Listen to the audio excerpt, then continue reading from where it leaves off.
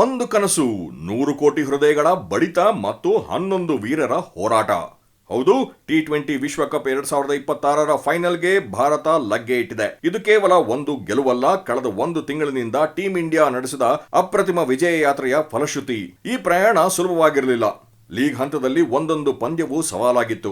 ಆದರೆ team India ಪಡೆಯ ಶಿಸ್ತು ಮತ್ತು ಬೌಲರ್ಗಳ ಕರಾರುವಾಕ್ ದಾಳಿ ಎದುರಾಳಿಗಳನ್ನು ಕಟ್ಟಿಹಾಕಿತು. ಸಂಕಷ್ಟದ ಸಮಯದಲ್ಲಿ ಹೊಸ ಹೀರೋಗಳು ಉದಯಿಸಿದರು. ಗ್ರೂಪ್ ಹಂತದಿಂದ ಸೂಪರ್ 8 ರವರೆಗೆ ಭಾರತ ಸೋಲನ್ನೇ ಅರಿಯದ ಅಜೇಯ ಶಕ್ತಿಯಾಗಿ ಮುನ್ನುಗ್ಗಿತು. ಈ ಇಡೀ ಟೂರ್ನಿಯ ಅತಿದೊಡ್ಡ ಪ್ಲಸ್ ಪಾಯಿಂಟ್ ಎಂದರೆ ಸಂಜು ಸ್ಯಾಮ್ಸನ್ ಅವರ ಫಾರ್ಮ್. ಪ್ರತಿಭೆಗೂ ಬದ್ಧತೆಗೂ ಸಾಕ್ಷಿಯಾದ ಸಂಜು ಕಠಿಣ ಪರಿಸ್ಥಿತಿಗಳಲ್ಲಿ ತಂಡದ ರಕ್ಷಣೆಗೆ ನಿಂತರು. ಸೆಮಿಫೈನಲ್ ಮುನ್ನವೇ ತಮ್ಮ ಬ್ಯಾಟಿಂಗ್ ಮೂಲಕ ಎದುರಾಳಿಗಳಿಗೆ ಎಚ್ಚರಿಕೆ ನೀಡಿದ ಸಂಜು ಇಡೀ ಟೂರ್ನಿಯ ಎಕ್ಸ್ ಫ್ಯಾಕ್ಟರ್ ಆಗಿ ಹೊರಹೊಮ್ಮಿದ್ದಾರೆ. ಇನ್ನು ನಿನ್ನೆ ನಡೆದ ಹೈ ವೋಲ್ಟೇಜ್ ಸೆಮಿಫೈನಲ್ ಇಂಗ್ಲೆಂಡ್ ವಿರುದ್ಧದ ಸೆಣಸಾಟದಲ್ಲಿ ಭಾರತ ಕಿಂಚಿತ್ತೂ ಎದೆಗುಂದಲಿಲ್ಲ. ಸಂಜು ಸ್ಯಾಮ್ಸನ್ ಮತ್ತೊಮ್ಮೆ ಅಬ್ಬರಿಸಿದ್ರು.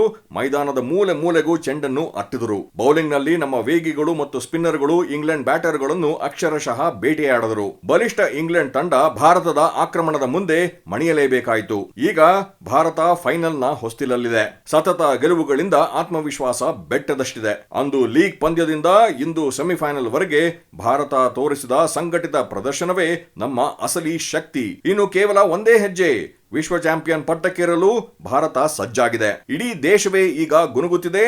ಈ ಬಾರಿ ಕಪ್ ನಮ್ಮದೇ.